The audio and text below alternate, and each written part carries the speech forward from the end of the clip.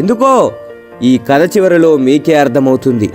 నాకు 4 పిల్లలు, అందులో 2 నా పక్క చెట్టు మీద ఉండే కోయిలవి. కోయిలకు గుడ్డు పెట్టడం మాత్రమే తెలుసు, పిల్లలుగా మార్చడం తెలీదు. కానీ మాకు గుడ్లు పెట్టడం, వాటిని పొదిగేయడం, బిడ్డలుగా మార్చడం మాత్రమే కాదు, వేరే తల్లి బిడ్డల్ని మా బిడ్డలుగా కంటికి రెప్పలా కాపాడడం కూడా తెలుసు. ఆ రోజు ఆదివారం, జోరున వాన, బంగాళాఖాతంలో వాయుగుండమంట. ఎవరో 2 చెట్టు కింద మాట్లాడుకుంటుంటే విన్నాను. పిల్లలేమో ఆకలి అంటున్నాయి. కర్మ కాకపోతే ఈరోజే చెత్తకుండిలో డ్రైనేజ్లో ఏమీ దొరకని పరిస్థితి. ఒక పక్క పిల్లల్ని చూస్తుంటే కడుపు తరుక్కుపోతుంది. మనసుకు దెబ్బ తగిలితే ఓర్చుకోలేని శక్తి మన శరీరానికి ఉండొచ్చేమో కానీ మనం ప్రేమించే వాళ్ళకి దెబ్బ తగిలితే ఓర్చుకునే శక్తి మన మనసుకు ఉండదు కదా. అందుకే వాటి కోసం ఏమైనా తేవడానికి గాల్లోకి ఎగిరాను. ఎదురుగాలికి ఎగరలేక రెక్కలు అలసిపోతున్నాయి. ఆకలి కేకలేస్తున్న పిల్లల పరిస్థితి ఏంటి అనే ఆలోచనలు పెరిగిపోతున్నాయి. వాన చినుకులు విసిరిన రాళ్లలా శరీరానికి తూట్లు పెడుతున్నాయి. కాసేపు అలసట తీర్చుకుందామని ఒక ఇంటి ముందున్న మామిడి చెట్టు మీద వాలాను. సరిగ్గా సమయం మధ్యాహ్నం 12:45. నా అదృష్టం కొద్దీ అప్పుడే ఆ ఇంట్లో భోజనానికి కూర్చున్నారు. వాళ్ళు తినేదాకా ఉంటే కనీసం 4 మెతుకులైనా చేతులు కడిగేసిన కంచాల్లో దొరక్కపోవా అని నా ఆశ. ముందు పచ్చడి, తర్వాత కూర, ఆ తర్వాత సాంబారు, చివరిగా పెరుగు. ఇది వాళ్ళ మెను. మొత్తం 4. ఒకతను మాత్రం ముసలివాడు, ఒక 70 ఏళ్ల వరకు ఉంటాయి. పాపం అతని కంచంలో మాత్రం అన్నం, ఎర్రటి రంగులో మామిడి పచ్చడి. అమ్మా, తాతయ్య కూర వేయచ్చుగా అని పెద్దాయన పక్కనున్న చిన్నపిల్లాడు అన్నాడు. వాడలా అనగానే ఆ పిల్లాడికి ఎదురుగా ఉన్న వాళ్ళ అమ్మ, ఏంట్రా వేసేది, నోరు మూసుకొని తిను, తిండి పెట్టడమే ఎక్కువ, దేవుడు కొంతమందిని తీసుకోపోకుండా భూమికి భారంగా ఎందుకు ఉంచుతాడో అర్థం కాదు, కూరలు కావాలంట కూరలు ఎక్కడి నుంచి వస్తాయి అని అంది కళ్ళు పెద్దవి చేస్తూ. ఆమెను అలా చూసి సంబంధం లేని నాకే భయమేసింది. ఇక ఆ పిల్లోడెంత?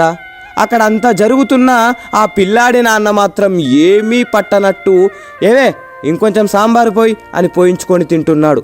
వాడు అచ్చం బురదలో పడుకునే పందికి ముందు 2 కాళ్ళు తీసేసి చేతులు పెడితే ఎలా ఉంటాడో సరిగ్గా అలానే ఉన్నాడు. పాపం వాడి ముఖాన్ని వాడు రోజు అద్దంలో ఎలా చూసుకుంటున్నాడో. పాపం మా పెద్దాయనకు అన్నం కలుపుకోవడానికి కూడా చేతుల్లో బలం లేదు. అయినా సరే బాగా ఆకలేస్తుంది అనుకుంటా త్వరగా అన్నం కలుపుతున్నాడు. వణుకుతున్న చేతులతో మొత్తాన్ని కలిపేశాడు. ఆత్రంగా ఒక ముద్ద తీసి నోట్లో పెట్టుకున్నాడు. వెంటనే నీళ్లు తాగాడు. బాగా మంటగా ఉందనుకుంటా కంట్లోంచి నీళ్ళొచ్చాయి. ముఖం ఎర్రగా మారిపోయింది. ఎదురుగా ఉన్న నెయ్యి వైపు చూశాడు కానీ అడగడానికి ధైర్యం చాలట్లేదనుకుంటా అలాగే ఉండిపోయాడు. అయ్యో ఎంత దారుణం! పాపం పెద్దాయన. వాళ్ళు తినడం అయిపోయింది, అందరూ లేచారు. ఆ పెద్దాయన కూడా చెంబులో నీళ్లు మొత్తం తాగేసి లేచి బయటకు వచ్చి చుట్టూ చూశాడు. అప్పుడు ఆయనకు నేను కనబడ్డాను. నా దగ్గరికి వచ్చి నా ముందు ఆ అన్నం పడేశాడు. ఒక్క క్షణం నా కంట్లో నీళ్లు తిరిగాయి. పెద్దాయనా, నీ ఆకలి తీరకపోయినా నా ఆకలి తీరుస్తున్నావు, నీ రుణం ఎలాగైనా తీర్చుకుంటా అని మనసులో అనుకొని నేను కొన్ని మెతుకులు తిని కొన్ని మెతుకులు గొంతున బట్టి గూటికి చేరి పిల్లల ఆకలి తీర్చాను.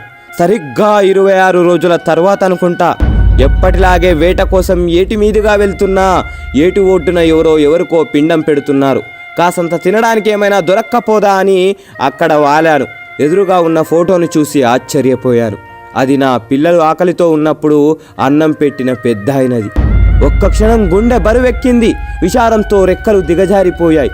అయ్యా, పిండం పెట్టి కాకుల్ని పిలవండి, మీ నాన్నగారు వాటి రూపంలో వచ్చి తింటారు అని పూజారి గారు చెప్పారు. ఒక పెద్ద కంచాన్ని పెద్దాయన కొడిక్కిస్తూ, ఆ కంచాన్ని చూడగానే నా ఆశ్చర్యం ఆకాశాన్నంటింది. నల్లటి నా ముఖం తెల్లబారిపోయింది.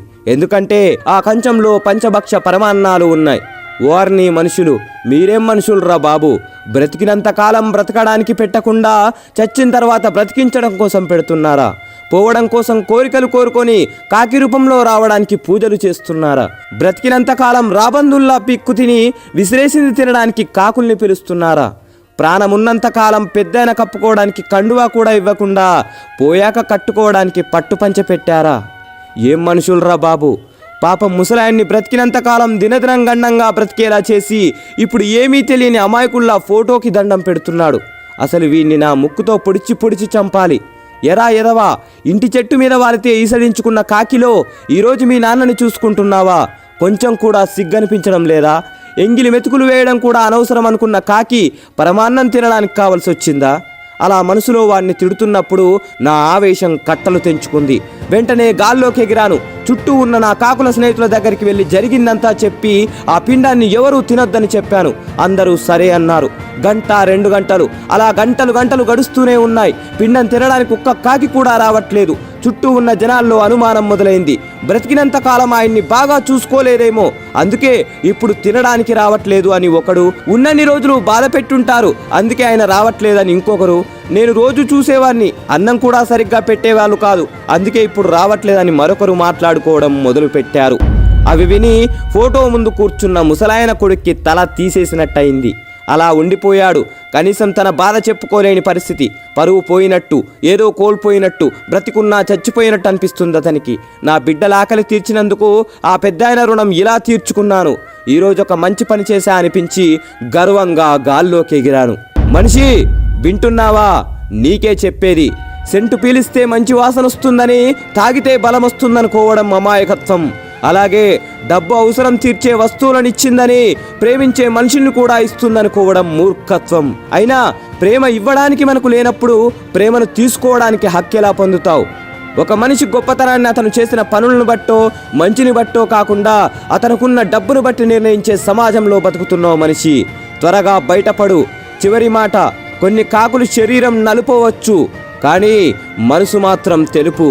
ఈ మాట కాకుల కంటే మనుషులకే ఎక్కువ వర్తిస్తుంది. జై హింద్.